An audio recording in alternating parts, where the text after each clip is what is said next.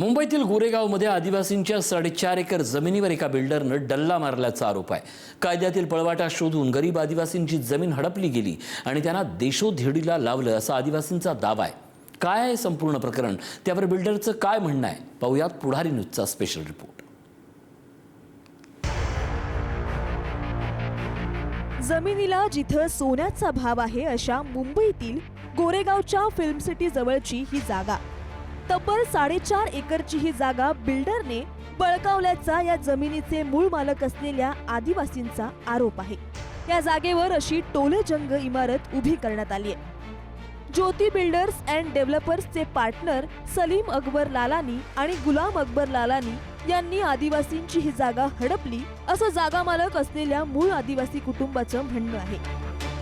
Goregaon film city परिसराला लागून असलेली जवळपास 4.5 एकर जमीन आदिवासींची ती एका खासगी विकासकानं स्वतःच्या घशात घातली असा आरोप नडगे कुटुंबियांनी केला। आणि नेमकी कोणती जमीन आहे ती मी तुम्हाला दाखवू शकतो। या बाजूला थोडी जमीन आहे, त्यानंतर रस्त्याच्या पलीकडे जी आहे ती आदिवासींची जमीन आहे। सातबाऱ्यावर या आदिवासींचं नाव आहे आणि या जमिनीकडे आपण जर बघितलं असेल तर खासगी विकासकाने सध्या पत्रे मारलेले आहेत। काही ठिकाणी जे प्लॉट्स होते त्या ठिकाणी टोलेजंग इमारती ज्या आहेत त्या उभ्या करण्यात आलेल्या आहेत। मात्र काही जमीन जी अर्थात या आदिवासीने आरोप केल्यानंतर अशा पद्धतीने खासगी विकासकाने कब्जा करून त्यावर पत्रे मारल्याचा या ठिकाणी पाहायला मिळत आहे। एकीकडे बिल्डर मात्र या जागेवर TDR लाटण्याची स्वप्न बघतोय, तर मूळ जागा मालक असलेलं आदिवासी कुटुंब हलाखीचं जीवन जगतंय। तो कोर्टामध्ये आम्हाला घडी घडी बोलून घेतो की आमच्यावर केस करतो की तुम्ही आदिवासी आहेच नाही। तर आम्ही ठाण्याला गेलो, आमची जाती दाखल्यासारखी, तर आम्ही दीड वर्ष आम्हाला त्याच्यामध्ये झालंय की व्हेरीफाय करायला आम्ही डोंगरात आले, त्या लोकांनी केलं। त्याच्यानंतर आम्हाला त्यांनी सर्टिफिकेट दिलं, कास्ट सर्टिफिकेट बोलतो जाती दाखला, ते दिल्यानंतर परत आम्हाला बोलवतोय, परत केस करतोय की जमीन तुमच्या मालकीची होती, अचानक त्याने कशी काय त्याच्यावर दल्ला मारला? कारण का आम्ही शिकलो सवरलो होतो, आमचे आजी आजोबा जे होते त्यांच्याकडनं काहीतरी खोटं कागद बनवून घेतलेली। बिल्डर आमच्याशी बोलतोय की तुम्ही या आमच्याकडे की आम्ही तुम्हाला जे काय तुमचं आहे ते देऊ, पण तो द्यायला बघतोय ना, म्हणजे जसं घर नाही का 2-3 लाखाचं, तर ते आम्हाला द्यायला बघतो। तर आमची एवढी मोठी प्रॉपर्टी असून आम्हाला काय फायदा त्याचा? आता तुम्ही राहता कुठे? आता आम्ही जंगलामध्ये राहतो, कारण आमची शेत जमीन आमची ते, आता आम्ही भाजी लावतो, आपण तिकडे राहतो। या जमिनीवर सातबाऱ्यावर तुमचं नाव आहे? हो, आमच्या सातबाऱ्या आजी आजोबाचा, माझ्या वडिलांच्या त्याच्या 7 बाऱ्यावरती आहे, 6 बाऱ्यावरती आहे, 8 बाऱ्यावरती आहे। तुळशीबाई रामा नडगे आणि त्यांच्या वारसांची जमीन लाटण्याचा हा मोठा कट असल्याचा नडगे कुटुंबियांचा आरोप आहे। महाराष्ट्र जमीन महसूल संहितेच्या कलम 36 आणि 36A नुसार आदिवासींची जमीन शासनाच्या पूर्व परवानगीशिवाय कुणालाही हस्तांतरित करता येत नाही। तरीही 1986 मध्ये 99 वर्षांच्या बोगस भाडेपट्ट्याचा करार करत या बिल्डरने बेकायदेशीर ताबा मिळवला आणि कायद्यातील पळवाटा शोधून जमीन हडपली। त्यावर बिल्डिंग बांधून त्यातली घरं बिल्डरने विकली। नडगे कुटुंबियांनी बिल्डर विरोधात कायदेशीर लढाई सुरू केली तेव्हा हे कुटुंब मूळ आदिवासीच नाही असा कांगावा बिल्डरने केला। आम्हा लोकांना एकदा बोलवलं होतं, आम्ही गेलेलो, पण तो काय बोलतो की तुम्हा लोकांना पैसे नाही देणार, तुमची जागा जमीन नाही। तर आम्ही तेच म्हणतो, आमच्यावरती तू केस करतो, आमची जागा जमीन नाही, आम्हाला म्हणतो तुम्ही आदिवासी नाही, मग तुम्ही पुरावा आम्हा लोकांना दाखव ना, आम्ही आदिवासी नाही। तर आता ते पण तिथे सिद्ध झालं आम्ही आदिवासी आहेत, तरी पण तो दुसरी आता केस करतोय। आमची जे ज्योती कॉम्प्लेक्सने ताबा घेतलाय, या लोकांनी जबरदस्ती आम्हाला धमकी पे देतात आहे। आणि ही पण जागा आहे, ती पण जागा आहे, त्याच्यामध्ये ना सगळे ते हे करतात, आम्हाला कोर्टामध्ये घेऊन जातो, खोटं आराम लावतो आमच्यावरती।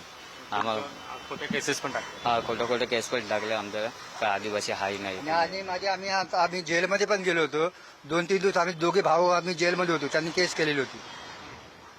त्याच्यामुळे आम्हाला न्याय ते भेटत नाही। आता तुमच्या माध्यमातून आम्ही त्याला जनतेला सांगायला बघतो की आम्हाला न्याय मिळून द्या। आई गेली ना आमची सासूची, सासूचं नाव होतं? सासूचं नाव होतं अंबीबाई पोसे नडगे। त्याचं नाव होतं। बिल्डर तुम्हाला काय सांगतो? बिल्डर सांगतो का आम्ही ताबा करून घेतो, तर ताबा करून घेणार कसे, आम्हाला पैसे नाही देत असा बोलतो हा ज्योती बिल्डर। तुमची फसवणूक केली बिल्डर? हा, फसवणूक केली। ज्योती बिल्डर्स अँड डेव्हलपर्सचे पार्टनर सलीम अकबर लालानी आणि गुलाम अकबर लालानी नडगे कुटुंब आदिवासीच नसल्याचा दावा करत बिल्डरकडून चोराच्या उलट्या बोंबा असा प्रकार सुरू झाला. पण सत्य अखेर समोर आलं. जात पडताळणी समितीने कसून छाननी केली तेव्हा हे कुटुंब वारली या आदिवासी जमातीचेच असल्याचं अधिकृत शिक्कामोर्तब झालं. कोकण विभागाचे अतिरिक्त आयुक्त विकास पानसरे यांनी ऐतिहासिक निकाल देत ही जमीन पुन्हा नडगे कुटुंबाच्या नावावर करण्याचे आणि तातडीने ताबा देण्याचे निर्देशही दिले. सातबारावर तशी नोंदही झाली. एवढं होऊनही नडगे कुटुंबियांना जमीन मात्र परत मिळालीच नाही. गरीब आदिवासी असलेल्या नडगे कुटुंबीय आणि बिल्डर यांच्यात कायदेशीर लढाई अजूनही सुरूच आहे. सासू होती, माझ्या सासूची नाव आहे.